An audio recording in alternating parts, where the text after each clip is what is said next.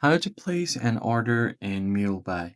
In this video, I'll show you guys how you can easily order stuff from Mulebuy. The first thing you do is open up your web browser, and from here, all you have to do is go to mulebuy.com and then make sure to log into your account. Then you just go to the home page and then tap on the search bar to search for the item. So let's say if I just want a hoodie, I'm just going to search for a hoodie. It will show me all of the available products. Then you can choose the one that you want. So let's say if I want this jacket right here, all you have to do is click on add to cart.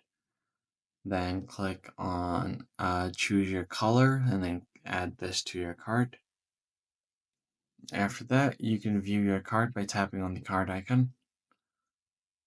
Then if you want to check out, just tap on the checkout button, select your product, and then go ahead and check out or tap on buy now. Now click on checkout. And here you'll just have to add your payment details. So you could use your in-app currency in the Mulebuy, or you could add your debit card. Click on buy now, enter your card details, and you should be good to go.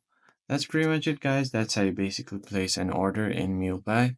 I hope this tutorial was helpful, and I'll catch you guys on the next one.